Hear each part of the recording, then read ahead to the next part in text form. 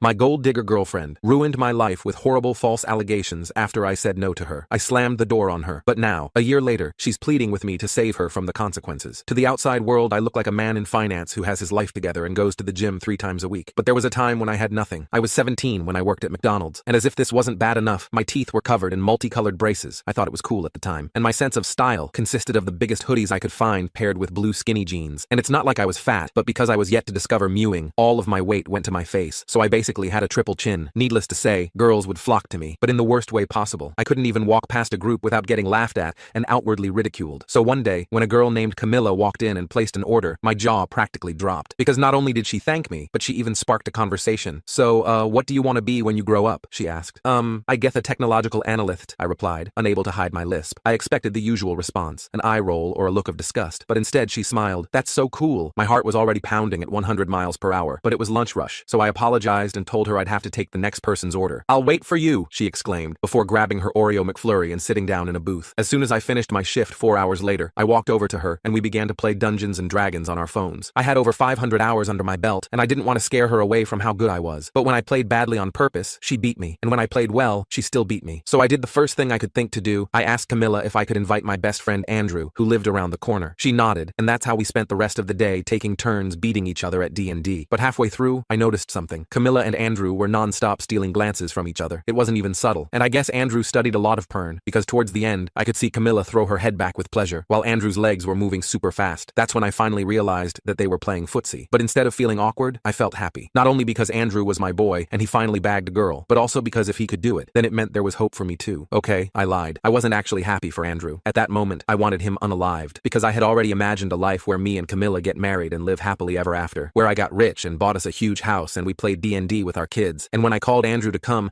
I texted him saying I had a huge crush on her, which meant he just broke bro code. Just 5 days later, Andrew and Camilla started dating and ghosted me. That's when I finally blew up. I convinced my mom to let me get my braces taken off early, started hitting the gym, and did everything I could to look like one of the jocks in my school, the ones that get all the girls. So by the time I looked somewhat decent, I hadn't seen them in months. But that's when Camilla came into McDonald's again. As soon as our eyes locked, I saw her eyebrows furrow, and she looked at my name tag, then back up at me again. Her face flushed, and I could feel butterflies in my stomach. She stammered a lot when she ordered, and I could feel her eyes running along my body. Mwahaha. I don't know what I was expecting to happen from there, but once she got her order, she left. A week later, when I was doing my routine stalk of their Instagrams with my fake Indian man account, my eyes nearly popped out of my head. They had removed their anniversary date from their bios, removed their highlights of each other, and unfollowed each other too. I smiled. I knew my time had finally come. I switched back to my regular account and saw she had unblocked me, so I followed her. I texted her asking if she wanted to visit me at work, and she agreed. That day, I literally wooed her. I got her flowers with a Hello Kitty teddy, her favorite, in the center, 5 of her favorite vape flavors, and a gift card of $200 to her favorite nail salon. She kissed me right then and there, and we immediately started dating. Except I soon noticed something. Behind her pretty face was a spoiled brat. It started with her sending me links of things she wanted me to buy her. Cool. But on our 1-month anniversary, she asked if I could buy her the iPad Pro, which was almost $2,000 at the time, because she had accidentally scratched the screen of her current one. I told her no, because that would mean I'd have no savings left. She completely ignored me for the rest of the week, so I invited her over to a candlelit dinner to apologize, and we had so much adult fun that I fell asleep instantly. When I woke up, she was gone, and when I went to text her, I saw that I had received dozens of follow requests and DMs on Instagram. Most of them were death threats. Others were just hateful. Turns out, Camilla had posted a video on TikTok saying I had R-worded her tearful face convincing enough to rally an army against me. I was shocked, devastated. I thought my life was over. But then Camilla made a mistake. This bimbo, accidentally, somehow, leaked her own videos she took of herself laughing about the fake accusations she had made against me, and she didn't notice until it was long up. So now, she had 2 videos up, one accusing me of R-wording her, and one laughing to herself about how she made the whole thing up. I thought it would be super clear as to what actually happened, but I wasn't naive enough to think Camilla's mistake would mean my problems were over. But I failed to realize that Camilla was the type to double down when cornered, like a wounded animal becoming more dangerous. The cafeteria buzzed with whispers as I walked through during lunchtime, crazy scandal in the air. Sure enough, by the end of the school day, Camilla had gone completely private on all her social media, and that's because her main TikTok account posted one final video before locking down, her tearfully claiming the leaked videos were deep fakes created by me to discredit her. The comments section was a battlefield between people who believed her and those who'd seen enough evidence to doubt her story. Digital warfare playing out in real time. Each refresh brought new comments, the debate raging with increasing vitriol on both sides. I was sitting in my car in the school parking lot, scrolling through the chaos on my phone, when someone knocked on my window. The sudden sound made me jump, nearly dropping my phone between the seats. It was Ruth, the editor of the Daily Hawk, our school newspaper, her glasses reflecting the afternoon sun. "Hey," she said when I rolled down the window. "Just wanted to let you know we're getting a lot of pressure pressure to take down those videos. The principal called me into his office, her breath fogged slightly in the cool air between us, her fingers nervously adjusting her glasses. My stomach dropped like an elevator with cut cables. Are you going to do it? Ruth shook her head, her determination visible in the set of her jaw. No way. This is news, and we're not taking sides. We're just showing what's out there. But she glanced around nervously, lowering her voice. Camilla's parents are threatening to sue the school. They're saying you doctored those videos. Great. Just what I needed. Legal threats on top of social crucifixion. The leather steering wheel felt suddenly slick beneath my sweaty palms, the car interior too warm despite the cool temperature outside. They're not doctored. I recorded them straight from her accounts, I insisted, my voice tight. I believe you, Ruth said, her sincerity evident. Just be careful, okay? Camilla's dad is some big shot lawyer, and they're out for blood. As if on cue, my phone buzzed with a text from an unknown number. Take down those videos or we'll make sure you regret it. The screen illuminated with the threat, the words seeming to pulse with malice in the dim interior of my car. I showed it to Ruth, who took a picture of it with her own phone, the flash momentarily blinding in the car's interior. Evidence, she said grimly. Keep everything. That night, I barely slept, every sound amplified by my anxiety. The house creaked and settled around me, each noise magnified by my hypervigilant state. Every car that drove past our house made me jump, my nerves frayed to breaking point. I kept checking the windows, half expecting to see someone vandalizing our property again after the first wave of accusations had led to our mailbox being smashed. The darkness outside seemed to press against the glass, threatening to seep in and suffocate me. My mom noticed my anxiety and sat with me in the living room until 2 a.m., both of us pretending to watch a cooking show while really just keeping each other company, her presence a silent comfort. The soft glow of the TV cast blue shadows across the room, the volume kept low as if we were afraid to disturb the fragile peace we'd created. The next morning, I woke up to the sound of my mom arguing with someone at the front door, her voice sharp with protective anger. The unfamiliar male voice responding to her carried through the house, deep and authoritative. I rushed downstairs to find her blocking the entrance, facing a man in an expensive suit that probably cost more than our monthly rent. His polished shoes gleamed on our worn welcome mat, his posture radiating entitlement. Have every right to protect my daughter from these false allegations, the man was saying, his voice cold and controlled like a precisely calibrated instrument. Your daughter is the one making false allegations, my mom fired back, her 5'4" frame somehow filling the doorway. And you have no right to show up at our home unannounced. Her hands gripped the doorframe so tightly her knuckles had turned white, her normally gentle demeanor replaced by fierce protection. I stepped up behind her, adrenaline making my heart race. What's going on? The man's eyes locked onto me, his gaze calculating and hostile. So you're the one ruining my daughter's reputation with doctored videos. His cologne, something expensive and overpowering, wafted through the doorway, adding to the intrusive nature of his presence. Camilla's father, great, the big shot lawyer himself, bringing the battle to our doorstep. The morning sunlight caught on his gold watch as he gestured emphatically, the flash momentarily distracting. Those videos aren't doctored, I said, trying to keep my voice steady despite the tremor I felt in my hands. Your daughter posted them herself, he scoffed, the sound dripping with condescension. We've already consulted with digital forensics experts who say otherwise. You're in serious trouble, young man. Defamation, harassment, invasion of privacy. Please leave our property, my mom interrupted, her voice leaving no room for argument. Any further communication can go through a lawyer. Her shoulders were squared, her chin lifted in defiance despite being significantly shorter than the man towering in our doorway. You can't afford the kind of lawyer you'll need, he sneered, but he turned to leave, his expensive shoes crunching on our gravel walkway. At the end of our path, he stopped and looked back, his parting shot aimed with precision. One more thing, Camilla's already speaking with the police about filing formal charges for the original incident. I'd start preparing for that if I were you. After he left, my mom called in sick to work and spent the morning making calls to affordable lawyers, her determined expression masking the worry I knew she felt. The kitchen table became command central, covered with notepads, coffee mugs, and printouts of legal information she'd gathered. I sat at the kitchen table, feeling sick to my stomach. Even with the evidence I had, Camilla's father had resources I couldn't hope to match, like bringing a knife to a nuclear war. Mom, I can't afford a lawyer, I said quietly, watching her scribble notes during her calls. The refrigerator hummed in the background, the clock on the wall ticking away precious seconds. She slammed her hand on the table with unexpected force, making me jump. Absolutely not. You did nothing wrong, and I will not let that girl destroy your life with lies. She took a deep breath, composing herself. I have some savings, not much, but enough to get us started with a lawyer. Her reading glasses slipped down her nose as she spoke, her hair falling from its usual neat bun. I shook my head, guilt washing over me. That's your retirement money, and you're my son, she said simply, as if that explained everything. The kitchen light caught the silver strands in her hair that hadn't been there a year ago, worry lines around her eyes more pronounced than I remembered. School the next day was a mixed bag of reactions, the social hierarchy reshuffling around me. The familiar hallways felt different somehow, charged with an energy I couldn't quite define. Some people who had been avoiding me now nodded or even said hi, their previous certainty wavering. Others still looked at me with suspicion, whispering as I passed. The lockers slammed around me with their usual metallic finality, but each sound made me flinch slightly, on edge from days of stress. I overheard one girl say to her friend, even if he didn't do it this time, guys like that always have something creepy going on. The words floated over the background noise of the crowded hallway, landing like tiny daggers. During lunch, I sat alone as usual, picking at food I couldn't taste, when Tyler came over with his tray, his varsity jacket marking him as someone who normally wouldn't acknowledge my existence. The cafeteria's fluorescent lights cast unflattering shadows across the institutional beige tables, the smell of overcooked vegetables vegetables and industrial cleaner hanging in the air. Mind if I sit? He asked, hovering uncertainly. His tray held the standard cafeteria fare: mystery meat, soggy vegetables, and a carton of chocolate milk that was probably the only edible item available. I shrugged, not making eye contact. Free country. He sat down across from me, setting his tray down carefully. Look, I'm sorry I didn't believe you right away. That was messed up. His fingers tapped nervously on the table, creating a rhythm that matched my anxious heartbeat. Yeah, it was, I agreed, not making it easy for him, the hurt still too fresh. I've known you since 6th grade, Tyler continued, his discomfort visible in how he fidgeted with his fork. I should have known better. It's just, when a girl says something like that, you're supposed to believe her, you know? The overhead lights reflected off his Letterman jacket patches, the school mascot seeming to glare at me accusingly. I stabbed at my cafeteria pasta with unnecessary force. Even when it ruins someone's life, Tyler had the decency to look ashamed, his gaze dropping to his tray. I'm sorry, man, for real. I nodded, accepting his apology without saying it out loud, the gesture enough for now. We ate in silence for a few minutes before he spoke again, his voice lowered conspiratorially. So, I heard something you might want to know. Camilla's ex-friends are turning on her. He leaned forward, his chocolate milk carton creating a small puddle of condensation on the table. My head snapped up, interest peaked, despite my attempt at indifference. What do you mean? Savannah and Ren, you know, the girls she's always with, they're mad because Camilla threw them under the bus when the school started investigating, told the principal they were the ones who encouraged her to make the video. His words came quickly, excitement at sharing gossip overriding his earlier discomfort. That sounded exactly like Camilla, sacrificing others to save herself. And,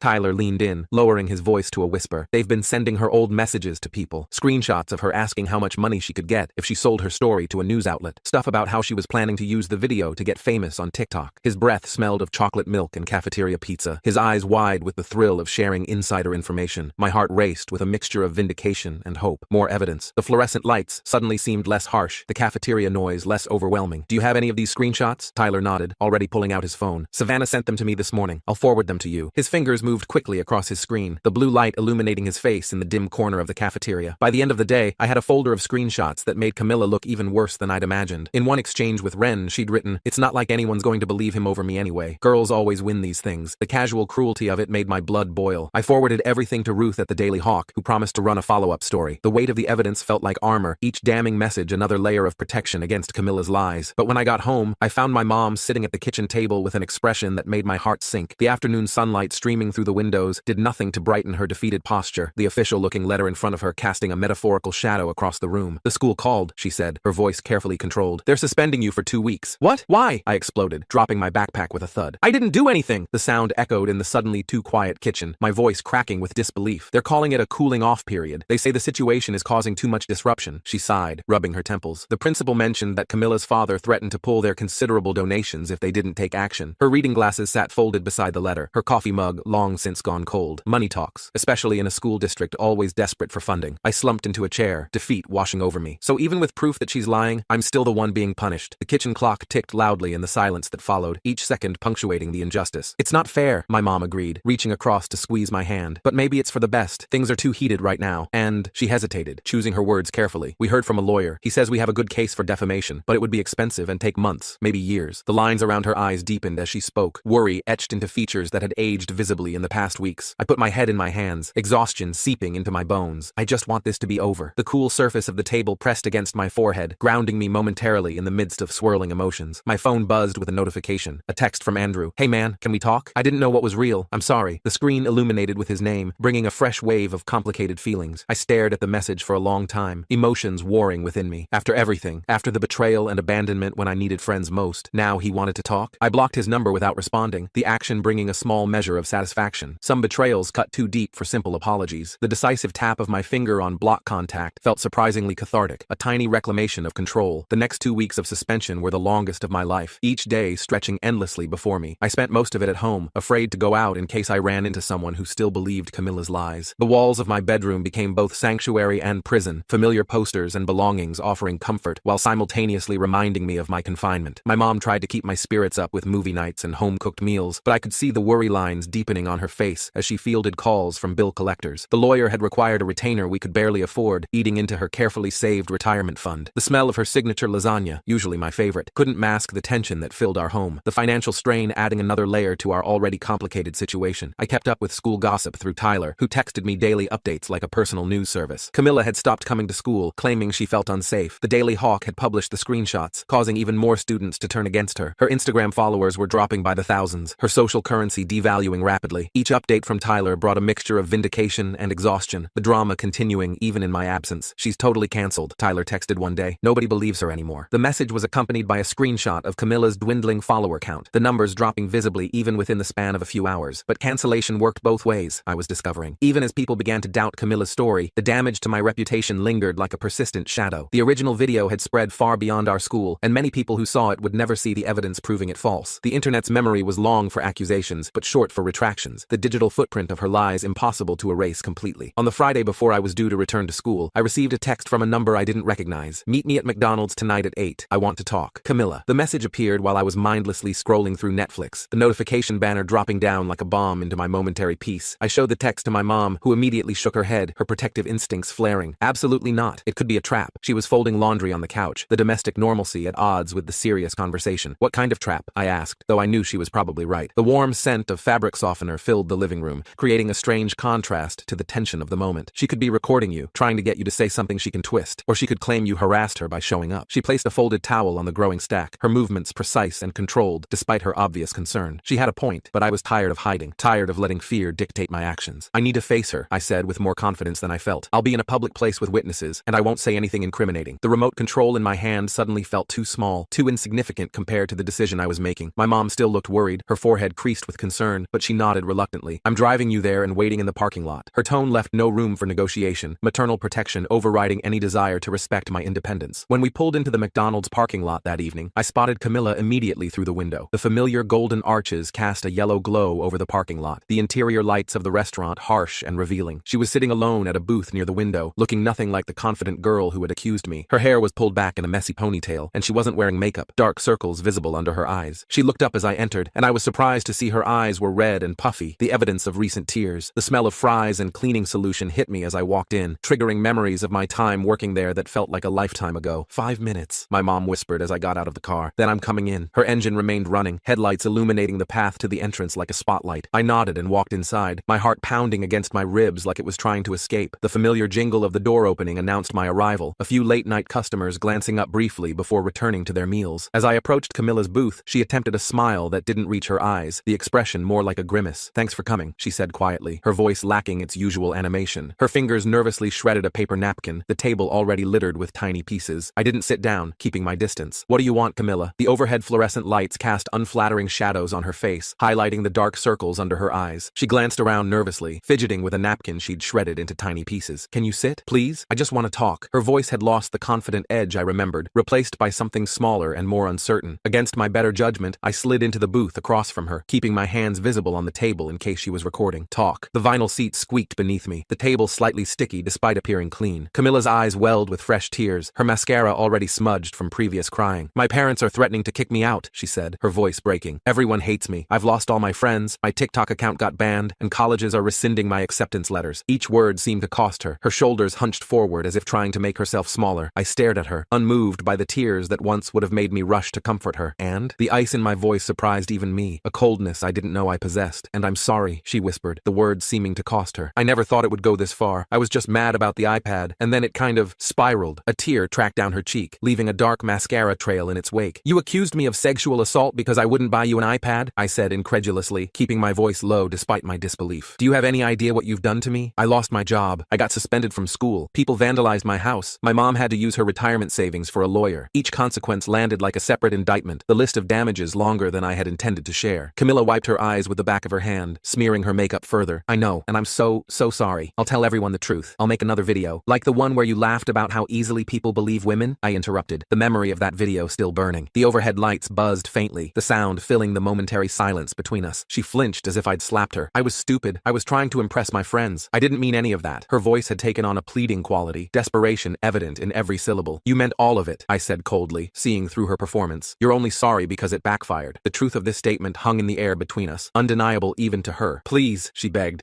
reaching for my hand across the table, her fingers trembling. "I need your help. If you tell people you forgive me, maybe they'll stop hating me. My dad says we might have to move. I'll lose everything." Her nail polish was chipped, I noticed absently, another sign of her unraveling. I looked at her for a long moment, taking in the desperation on her face. This girl who had once seemed like a dream, who had made me feel special when no one else would give me the time of day, was now begging for my help. And despite everything, a small part of me still remembered how it felt when she first smiled at me, that moment of connection I'd treasured. The memory flickered briefly before being extinguished by the reality before me. But then I remembered the death threats, the word predator spray painted on our house, my mother crying as she wrote a check check for the lawyer, her hands shaking slightly. The weight of these memories pressed down on me, erasing any lingering sympathy. I reached into my pocket and pulled out a small envelope I had prepared just in case this moment came, something I'd carried with me since receiving her text. I slid it across the table to her, the paper making a soft sound against the laminate surface. "You should open this after you leave," I said, standing up, signaling the end of our conversation. The envelope looked stark against the red tabletop, my name and address printed neatly in the corner. Camilla grabbed my wrist, her grip surprisingly strong. "Wait, please, can't we talk more? I really am sorry." Her desperation was palpable, her eyes wide and pleading. I gently removed her hand, her touch no longer sending electricity through me. "Goodbye, Camilla." The finality in my voice was unmistakable, even to her. As I walked out, I saw her clutching the envelope, looking confused and desperate. My mom was watching from the car, and I gave her a small nod to let her know I was okay. The cool night air felt cleansing after the stifling atmosphere inside, each breath helping to center me. Through the window, I watched as Camilla opened the envelope in the booth, her hands trembling slightly. Inside was a printed screenshot of every message she had sent, mocking me, with one line written in Sharpie across the bottom. "Your mask fell off. Don't bother putting it back on." I saw her face crumple as she read it, the reality of her actions finally hitting home. She looked up, and our eyes met through the glass, a moment of perfect understanding passing between us. The restaurant's harsh lighting illuminated her devastated expression, making it impossible to miss the impact of my message. For a moment, I thought she might come after me, but instead, she just sat there, the papers trembling in her hands. My mom started the car, the engine humming to life. "Are you okay?" she asked, concern evident in her voice. The dashboard lights cast a soft glow on her worried face. I nodded, feeling a strange sense of calm wash over me. "Yeah, I think I am." And for the first time in weeks, I actually meant it. The next day, I received an email from Kevin at McDonald's, asking if I wanted my job back. The investigation had concluded there was no evidence to support the allegations against me, the corporate language masking what was essentially an apology. I replied that I'd think about it, no longer desperate for the minimum wage position. The familiar ping of the email notification felt different somehow, less threatening, more like a normal part of life resuming. When I returned to school on Monday, things were different. People who had avoided me now smiled or waved in the hallways. A few even apologized for believing the rumors, their shame evident in their inability to meet my eyes. The word predator had been painted over on our house, replaced with sorry in different handwriting, an anonymous acknowledgement of wrongdoing. The fresh paint stood out against our weathered siding, a visual representation of the tide turning. But the experience had changed me fundamentally. I was more cautious now, less trusting of easy smiles and sudden interest. I kept to myself and focused on my studies and workouts, finding solace in routine and self-improvement. The gym trainer, Marco, had personally apologized and offered me free sessions, which I accepted without comment, channeling my anger into building strength. The familiar burn in my muscles became therapeutic, each rep pushing out negative emotions, replacing them with endorphins and a sense of accomplishment. During lunch that day, I sat with Tyler and a few other friends who had eventually stood by me, our conversation tentatively normal. We were discussing weekend plans when my phone buzzed with a notification that made my heart skip. "Camilla has mentioned you in a post." The vibration against the table drew everyone's attention, conversations pausing mid-sentence. My friends noticed my expression freezing. "What is it?" Tyler asked, leaning over to see my screen. His shoulder pressed against mine as he tried to get a better view, the cafeteria noise fading into the background. I opened the app hesitantly, bracing myself for another attack. Camilla had posted a video, a real, unedited confession. In it, she admitted to lying about the assault, explained that she had been jealous and vindictive, and apologized not just to me, but to actual survivors whose experiences she had trivialized with her false claims. Her face was bare of makeup, her usual perfect appearance replaced by something more authentic and vulnerable. "She actually did it," I murmured, showing the video to my friends, surprise evident in my voice. The tiny speaker on my phone struggled to project her words over the cafeteria noise, everyone at our table leaning in to hear. "Too little, too late," Tyler said dismissively, but I wasn't so sure. The video was gaining traction,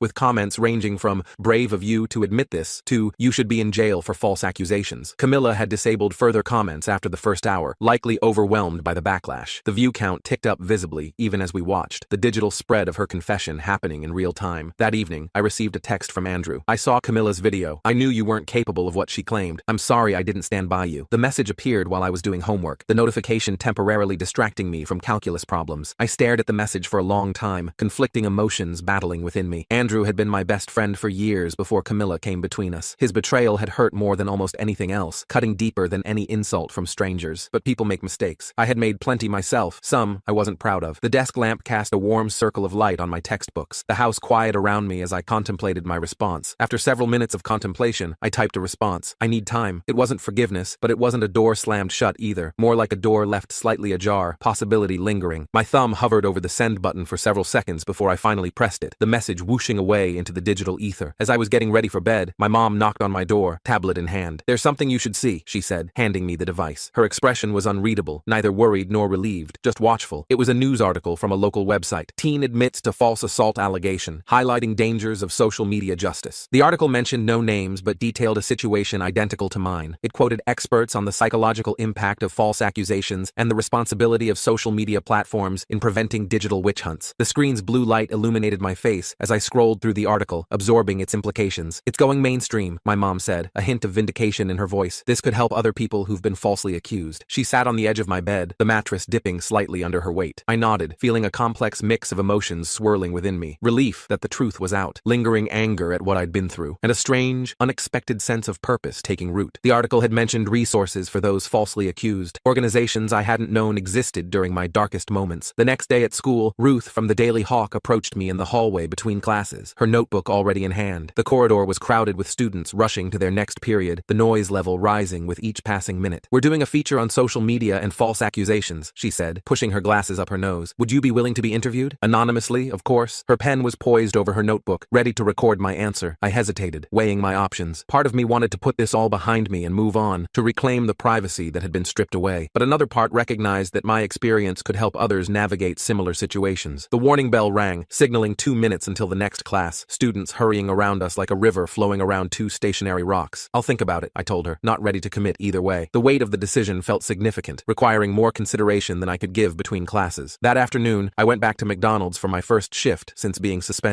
the familiar uniform feeling strange after everything that had happened. The polyester fabric felt different against my skin, a reminder of how much I had changed since I last wore it. Kevin welcomed me back warmly, and most of my co-workers were supportive, though a few still gave me side-eye, their doubts lingering despite the evidence. The smell of fry oil and cleaning solution brought back memories of when Camilla first walked in, a lifetime ago. As I flipped burgers and wiped down tables for the first time in months, I breathed without the constant weight of anxiety pressing down on me. The burden that had been crushing me was lifting. Not completely gone, I doubted it ever would be, but lighter, manageable. Each customer interaction felt like practice in normalcy, a step toward reclaiming my life. During my break, I texted Ruth, "I'll do the interview," my decision made with clarity of purpose. The small break room was empty except for me, allowing a moment of quiet reflection as I sent the message that would share my story with others. 3 days later, the Daily Hawk published my story, changing names and some details, but keeping the essential truth intact. The response was overwhelming. Students I barely knew approached me to share similar experiences, not necessarily false accusations, but times when social media had been weaponized against them, turning private disputes into public spectacles. Each conversation reinforced my decision to speak out, the shared experiences creating unexpected connections. Camilla transferred schools the following week, her parents finally accepting that the situation had become untenable. I heard through the grapevine that her family was moving to another state, a fresh start away from the scandal. Part of me felt sorry for her, seeing how completely her life had unraveled, but a larger part was simply relieved that this chapter was closing. The halls felt lighter without the possibility of running into her, one less source of tension in my daily life. Andrew kept texting occasionally, his messages casual and undemanding. Simple things like, "Hope you're doing okay," or "Saw you crushed it at the gym today." I responded minimally at first, one-word answers and emojis, but gradually our conversations lengthened, the familiar rhythm of our friendship slowly re-emerging from the ashes. We weren't back to where we had been, but we were talking, and that was something. Each exchange felt like rebuilding a bridge one plank at a time, testing each step before committing fully. One evening, as I was leaving the gym, muscles pleasantly sore from a good workout, I spotted a familiar figure waiting by my car. It was Camilla, looking nervous and out of place in the fading light. The parking lot was nearly empty, the gym's exterior lights creating pools of brightness in the gathering dusk. "Before you say anything," she said quickly as I approached, her hands raised defensively, "I just came to give you this." She handed me an envelope, thicker than the one I had given her at McDonald's. Her hair was different, shorter, less styled, and she wore none of the designer clothes that had once been her signature. I opened it cautiously, half expecting more drama. Inside was a check for $2,000, the amount making my eyebrows raise involuntarily. The paper felt heavy in my hands, the amount written in neat handwriting that I recognized as hers. "It's for the iPad I wanted," she explained, her voice small, "and for some of the lawyer fees. It's not enough, I know, but it's all I have from my savings and selling some of my stuff." She shifted her weight from one foot to the other, clearly uncomfortable but determined to see this through. I stared at the check, then at her, searching for signs of manipulation, but finding only genuine remorse. "Why?" "Because I was wrong," she said simply, meeting my eyes directly for the first time. "And I'm trying to make it right before we move. My dad doesn't know I'm here. He'd unalived me if he knew I was admitting liability or whatever." The admission seemed to cost her, each word carefully chosen. After a moment's hesitation, I took the check, the paper feeling unexpectedly heavy, not because I needed or wanted her money, but because I recognized this was part of her healing process too, a tangible acknowledgement of the harm she'd caused. "Thank you," I said, my voice neutral. She nodded, then turned to go, her shoulders slumped with the weight of consequences. After a few steps, she looked back, her expression wistful. "For what it's worth, I really did like you at first, before everything got so messed up." The parking lot light cast long shadows across her face, highlighting the sincerity in her expression. I didn't know what to say to that, so I just nodded, acknowledging her words without accepting or rejecting them. Some truths didn't require a response, just recognition. She gave a small, sad smile and walked away, her figure growing smaller as she headed toward the parking lot exit. I watched her go, feeling neither hatred nor affection, just a calm acknowledgement that this chapter was finally closing. The evening air felt clean and cool, washing away the last traces of our interaction. When I got home, I told my mom about the encounter and showed her the check, its amount still surprising me. The kitchen was warm and inviting, the familiar smell of her cooking a comforting constant in a life that had been anything but stable recently. "What are you going to do with it?" she asked, curiosity in her eyes. She paused in chopping vegetables for dinner, giving me her full attention. I thought for a moment, considering options. "I'm going to donate it to a group that helps people who've been falsely accused, and maybe keep a little to start a college fund." The decision felt right, transforming something negative into something constructive. She smiled, pride evident in her expression. "That sounds perfect." Her approval warmed me more than I expected, a reminder of how steadfastly she had supported me through everything. That night, I lay in bed thinking about everything that had happened. How a girl I once thought was my dream had turned into my nightmare. How friends had betrayed me and strangers had stood by me. How I'd learned who I was when everything was taken away, discovering strength I never knew I possessed. The moonlight filtered through my blinds, casting striped shadows across my ceiling as I reflected. I opened Instagram and saw I had a new follower request, Andrew. After a moment's hesitation, I accepted it, the simple action feeling like the closing of a circle. Then I went to my profile and updated my bio for the first time in months. Finance student, gym enthusiast, survivor of false accusations. There's always another side to the story. Each word felt deliberate and true, a reclaiming of my narrative. As I set my phone down, I realized something important. Camilla had never been my dream girl. She had been a projection of what I thought I wanted, validation from someone who had once seemed out of my league. The real dream was becoming someone I could respect when I looked in the mirror, and despite everything, or perhaps because of it, I was closer to that dream than ever before.